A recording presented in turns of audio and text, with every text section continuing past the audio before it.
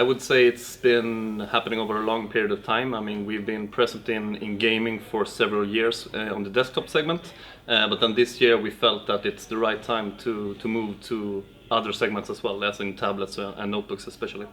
And since we've been so, successful, I would say, in the desktop business, it made perfect sense, especially since esports is growing so much and gaming in general is growing a lot. So Acer has their own team called Team Acer, where we sponsor players both for League of Legends and we have for StarCraft 2 and Trackmania and so on. So we have a very dedicated esports team as well.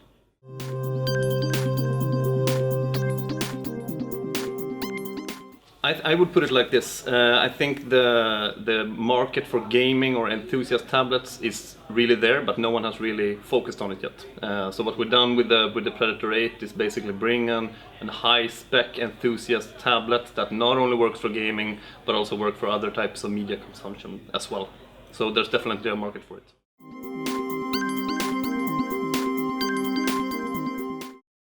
What we've done is we've put a really amazing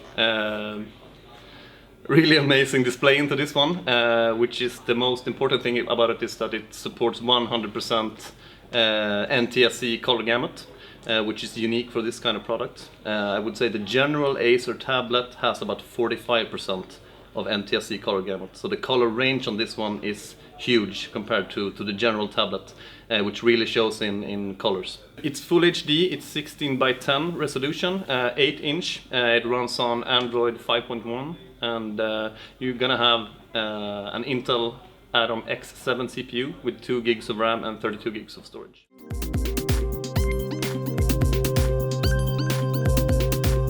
I think 8 inches is the perfect. Then you get if you even have a phone, if it's 4 or 5 inches, and then you want something a little bit bigger, but you don't want to carry around a 10-inch. So I think 8 inches is quite optimal, to be honest.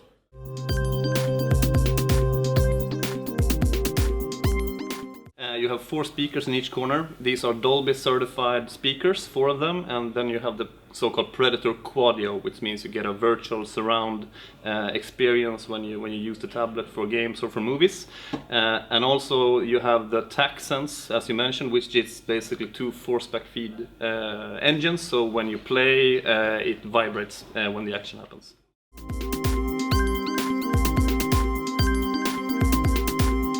Like you said, it's going to be 15 and 17 inch. Both are going to be similar spec. You're going to have the possibility to choose between i5 or i7 CPUs, both based on Intel Skylake.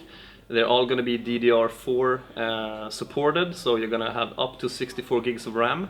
And you also have the possibility to have NVMe SSD, which is PCI Express SSDs, which is really, really fast, of course. And some of the special features are that you have the Predator Frost core that you saw in the presentation, which is basically that you can swap out the optical drive on the unit and you get a special Cooler Master fan that you can replace the optical drive with. And on top of that, the special features is the Predator Pro Zone, which is the backlit keyboard that you can customize. And then you also have Predator Sound Pound, which is the sound package for the Predator notebooks, which is 4 speakers and 2 subwoofers, so you get a really good onboard sound as well. The Killer Double Shot Pro is a network feature, which the Ethernet port and the wireless network works together to bring the best possible performance, and it automatically feels what you're doing. Are you gaming or just surfing the web, and it automatically does what's best for the game.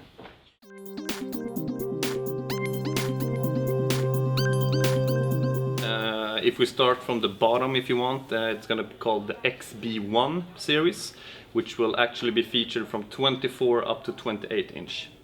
And then you have the Z series, the Predator C35, which will be 35 inch, and then you will have the X series with X34, and that will be 34 inch.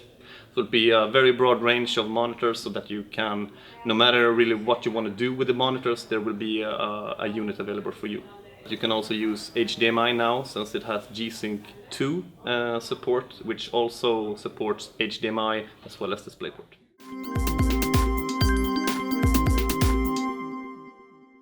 This is basically just a start for Acer Predator.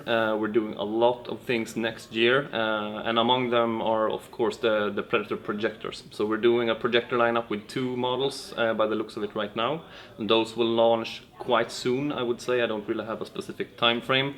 And then over the next year, I mean, we will do for sure more notebooks, desktop and tablet as well, and of course monitors.